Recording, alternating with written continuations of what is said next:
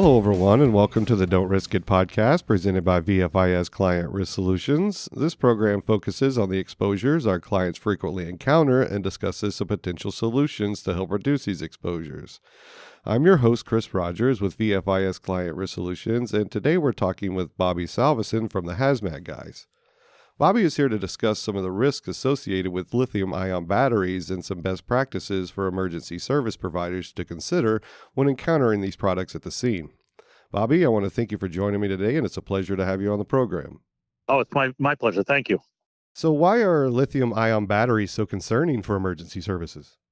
It seems like they burst on the scene from nowhere. And what started to be, it seems that there's a lot of anecdotal reasons why it's doing it, but it seems that the reason is because density has gotten to the point where we like lightweight phones and that we have to charge once a day.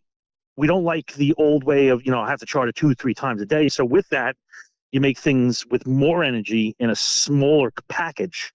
And with that, the safeties have to get thinned out, like the separators and that kind of stuff. So now with very little insult, which is like just damaging of the battery, you get them to tip and actually start to have thermal runaway and propagation. And so it's kind of like the double-edged sword. You want that small device that holds a lot of energy. With that comes the danger of what we're seeing. So not only are we getting more of those products on the market, but they're less secure because they need to be smaller, I guess. Yeah, well, it's not that they're less secure. It's just that the ease of damaging them is something that's a problem. From anything from just dropping your phone, or not even your phone, but dropping devices is a problem. And what we're seeing is there's a device inside called a BMS, a battery management system. And this is the thing that tells if you've ever left your phone in the car in the summer and you come back and you're like, oh, I'm going to text somebody, and it says, nope, you're not allowed. Like, I'm too hot. It's the BMS working. And so on higher end devices like electric vehicles, like installations, these things have robust BMSs. But the problem we're seeing is the personal mobility devices, these micro devices, the scooters, the one wheels, the e-bikes, they typically don't have them unless you pay a lot of money for them. So people buy cheap stuff. You go on Amazon, you'd rather buy a $10 charger rather than the $200 charger.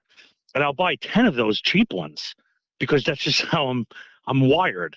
So when people are buying these scooters and e-bikes, they're typically buying cheaper ones, which means they don't have a BMS.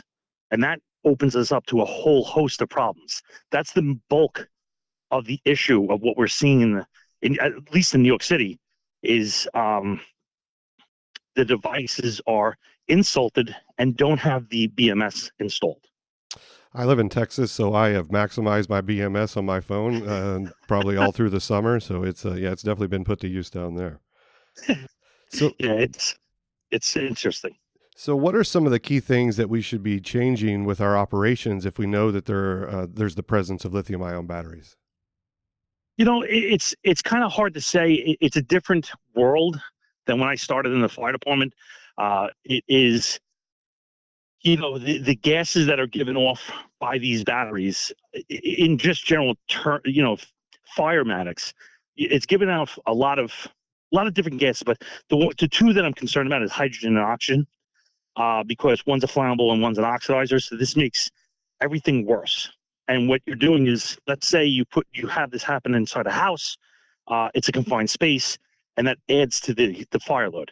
Secondly, it gives off things like hydrofluoric acid, which, if there's any nerds in the crowd that know anything about HazMat, hydrofluoric acid is one of those toxics that with very little bit will really screw up a human.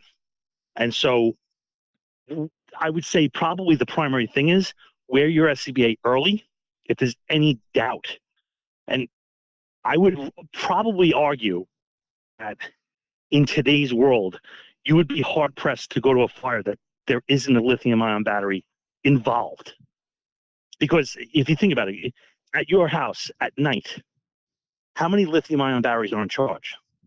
your cell phone, your watch, your laptop, the DeWalt batteries in the garage. Everything's on charge. So can it be involved? It's likely. So you mentioned off-gassing. I kind of want to follow up on that phenomenon. Why is it important to remain on air during overhaul during a fire, especially if we suspect the presence of these types of batteries? Because those gases in itself are incredibly toxic. I mean, if we go back 15 years and you talk about the gases that are produced in fires, it's toxic, and we've all been exposed to low levels of them, I'm sure, through our career. But this is another game now. These gases that are produced by the batteries in such low quantities are dangerous. So without physically seeing the batteries, is there anything that we can use, any tools or whatnot that we can use to tell if there's a lithium ion battery present? That's the rub right now, is that we're trying to come up with methods to do it. Our standard 4-gas meters that we have can give you indications, though it's kind of like it's a cross sensitivity. It's not really telling you, so it doesn't really tell you. There is nothing really on the market as of yet. I've heard of a couple meter manufacturers that are coming up with meters that are specifically geared for batteries, but I haven't seen anything that's really something that'll say, yes, you have a battery involved. So it's almost just better to, out of an abundance of caution, assume that that is one a lithium battery versus not, considering how many of those types of systems are on the market now. Right. It's kind of like remember when COVID was happening and everybody was dying in COVID, and it was, the guy hit the tree at 70 miles an hour. Well, he had COVID. Everything was like that, right? Now it's like, well, did he die because of COVID, or did he have COVID and he died because he hit the tree? And so right now, I think the data is going to start separating out, is that everything's a battery issue right now, but is the battery the cause of the issue, or is the battery involved in the regular fire? So in your opinion, why are we seeing and hearing of more lithium ion batteries than we previously did, or sorry, more exposures and events involving lithium ion batteries than we previously did? I think it's just people are observing it. I think people are seeing it for what it is now. And we're collecting all this data as far as what the source of the fire, and until they start separating it was caused by it versus it was involved in it, I think the data is going to be very lumpy. Like specifically for New York City, I know it is now a battery involved fire is now the third of fires in New York City. So you work for the HazMat Guys, and you're obviously out dealing with these materials. Can you tell us a little bit more about your organization, HazMat Guys, and what you all offer? Yeah, sure.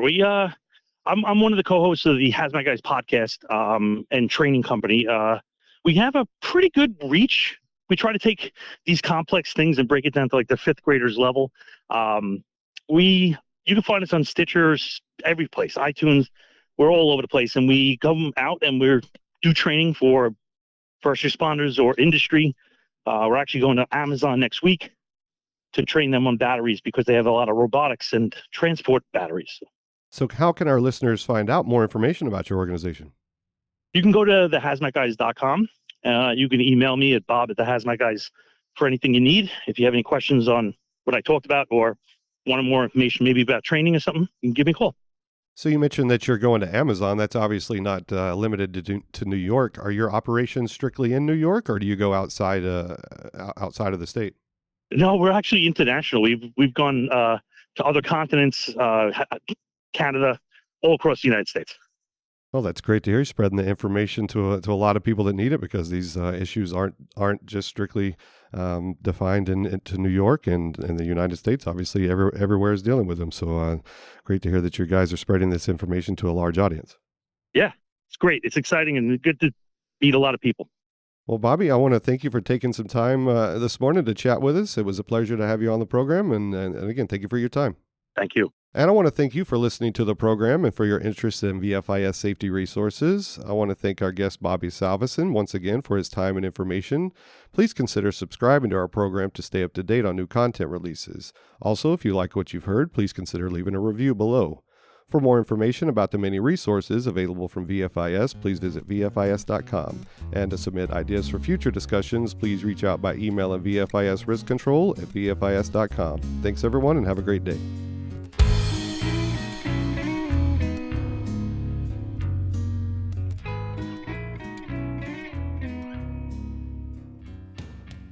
The views, information, or opinions expressed during this program are solely those of the individuals involved and do not necessarily represent those of Gladfelter Insurance Group, VFIS, and its employees.